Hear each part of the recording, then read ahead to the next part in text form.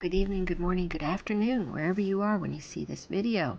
Thank you for joining me, Dorothea, through an Orthodox Christian lens. It's November 13th, 2025. And as you saw the title of this video, that's what it's going to have to do with. That's the subject matter for this evening. As we know, some, if not many, people in positions of power, authority, wealth, and control use it to their advantage through sex crimes or financial crimes. I'm going to play a clip first off from Candace Owens' show today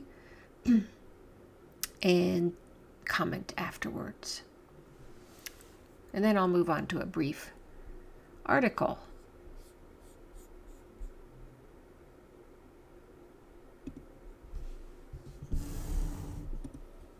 That becomes even more interesting when put into the context of the fact that Calvary Chapel, full stop, has a long history of claims of intentionally putting pedophiles in positions of power, giving them access to children. And I'm not talking about institutions get big, okay? Like right now, if you even looked within public schools, you could find tons of instances, especially of like these young female teachers that go after high school kids, right? I'm talking about how would you feel if you kept learning that it was the principal at a school, like it kept being the principal of a school. This is by no means an exhaustive list, just to be clear, but I'm going to just tell you like a few of these, right? Florida Calvary Chapel in Pompano Beach. The founder was a pastor named Rob Coy, not McCoy, to be clear, Rob Coy, who was a former Las Vegas casino entertainment director turned religious leader for one of the Florida's biggest mega churches. And then he got accused of molesting a 4-year-old girl. Calvary Chapel of Woodlands. In 2024, the lead pastor was arrested after a sting operation into online sex abuse against children.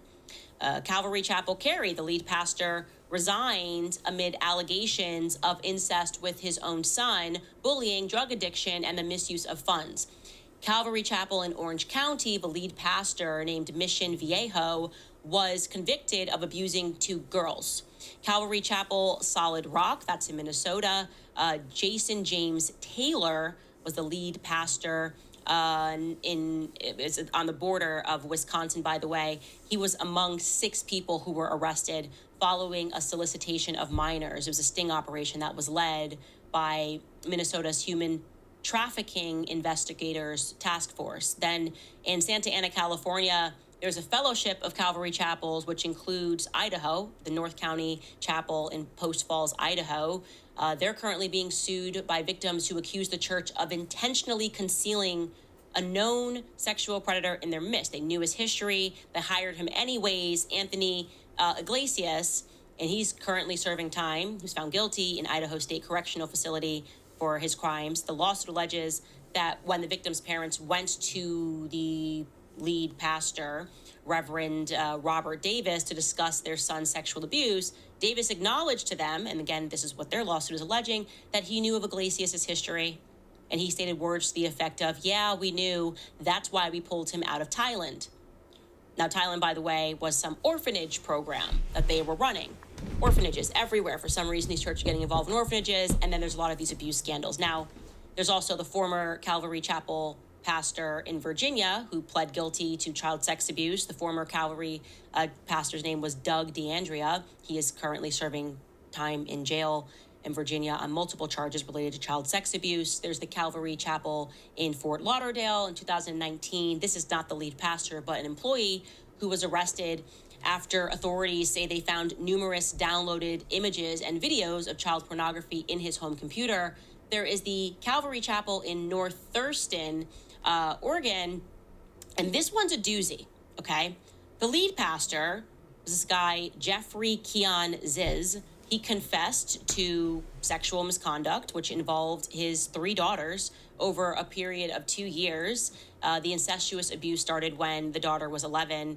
He went to prison for 11 months, and then when he got out, he murdered an 80-year-old and poured concrete, 82-year-old, and then he was supposed to be her handyman, and then he murdered her and poured concrete over her body to hide the body, okay? Okay, you can hear she's going over all the list of these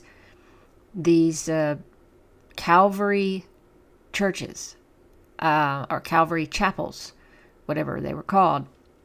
There's chapels and churches, but it all has Calvary in them. I don't really understand what that's about. I've tried to look into that, but apparently this is some kind of pattern with these particular churches. And I just wanted to start out by showing you what she had said on this today, because I think it really goes with what I want to discuss. Now, as I said at the beginning of this video, that people in positions of power, etc., they can become corrupt, and apparently, they may be people who are criminals. In the case of these particular ones she mentioned, with molestations and things like that. But in other cases, these type of people hide behind charitable organizations with the appearance of being great philanthropists, like Bill Gates and the Clintons. But let me go back here for a second. Now, the things that Candace was talking about were obviously religious criminals, So we all know that I'm just going to be speaking on Christianity, but we know in particular we have seen the grotesque pedo rings in the Catholic Church over the past several decades that have been exposed. But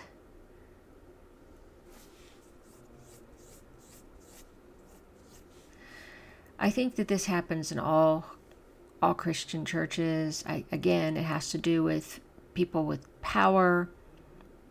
They have power, they have money, they have, as we see in the Epstein ring, pedo ring.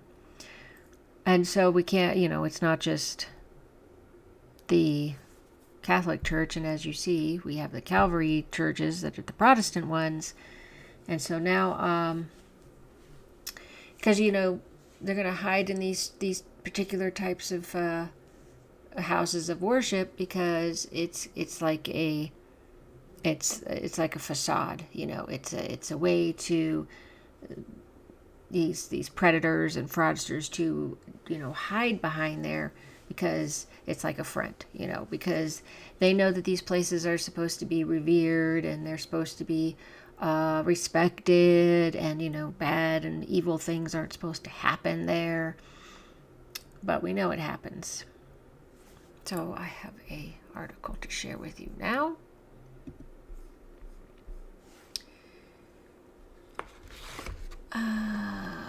Here we are. Fake priests running a drug lab uncovered in Athens. It came out on the 11th of November. A former monk, defrocked by the Church of Greece, posed as an old calendrist archbishop and ran a drug operation out of a church. In November 2025, police in Athens uncovered a criminal organization whose members posed as priests of an old calendrist church and used a church building as cover for drug trafficking. According to investigators, cocaine and unprocessed cannabis were distributed through the church, quote unquote. The investigation found that the criminal network operated under a clear hierarchy. A 52-year-old woman managed operations, allocated profits, and oversaw the drug trade. Her closest associate was a 46-year-old former monk who had been defrocked by the Church of Greece for violating monastic vows and inappropriate conduct. Afterward, he joined an old calendrist group, continued to present himself as an archbishop, quote unquote. According to the investigation, he was responsible for storing, packaging, and handing over drugs to clients near the church building. In wiretapped conversations, the group used code words: candle for cocaine, coffee for hashish, and phaneropida for unprocessed marijuana.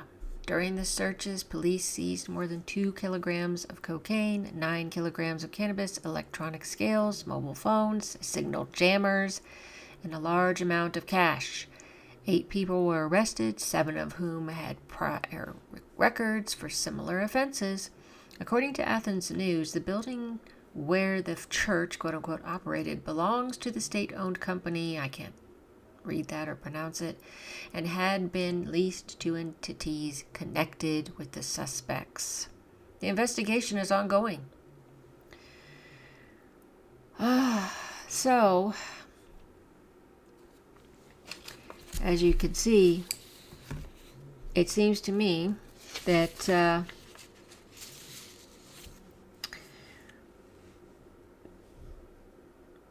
it's just gotten prevalent to me over the past few decades that people have now decided that in more than, it just seems to become more prevalent to be using the church as a cover. Because again, they probably feel like it's a protected area where nobody's going to look for them. Nobody's going to look there. It's a holy site. Well, it's supposed to be. But, you just read all this. You read, Candace is going on about these Calvary chapels or churches, and she thinks there might be something more to it. And then you have the Epstein files and their ring and how it's in everything, and,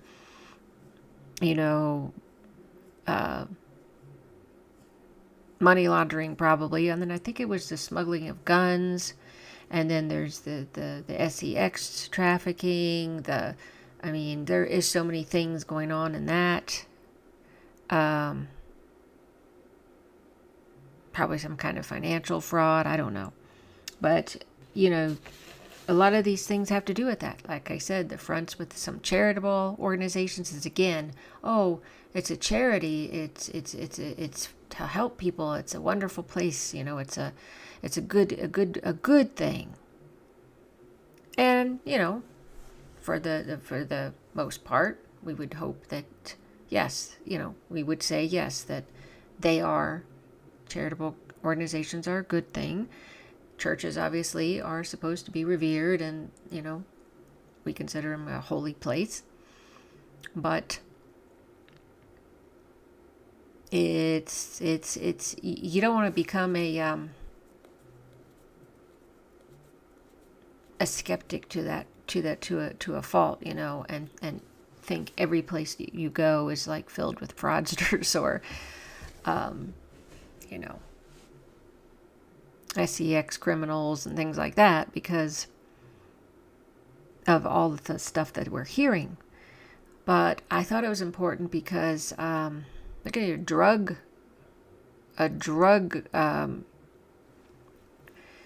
operation going on in a church by a defrocked monk, and boy, I could see why he was defrocked, can't you? Obviously, they did the right thing in doing that, because look what happened. Look what he decided to do. This is a real issue. Do you have any thoughts on this? With what's been going on, like I said, Candace is working on Pastor Rob McCoy, which I said, he lied through his teeth to his congregation.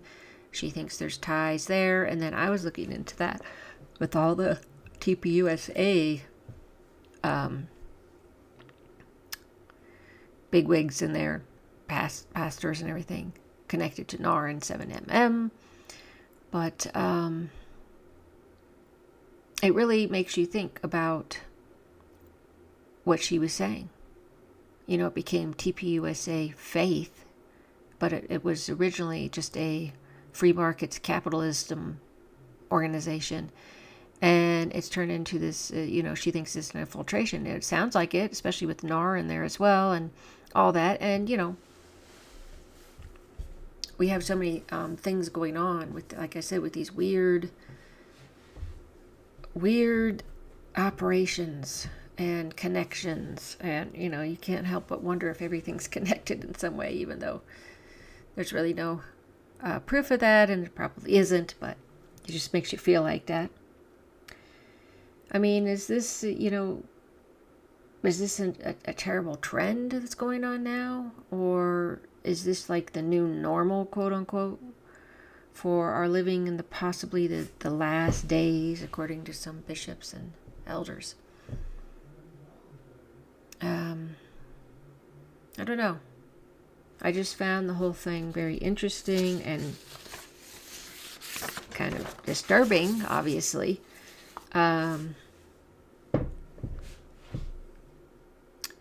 Yeah. I guess we just have to be discerning and careful. And I hope, as Elder Joseph of Vatopudi said, that all those doing these type of dark things that have always been hidden but are being revealed, that have the money and the power, are going to they're going to vanish. Basically, I think that means well, I think they're actually going to have to be held accountable for once. I hope his prophecy is true, that they will be held accountable and serve punishment that they deserve in jail or whatever. I would say in jail, but he says disappeared, so it could be even more serious than that. Anyway, thanks so much for watching, for following my channel. Go ahead and hit that bell that's below the video if you want to get notifications of when my videos are up, if you haven't been getting them. And I hope you're having a great evening, morning, afternoon, wherever you are when you see this. Until next time.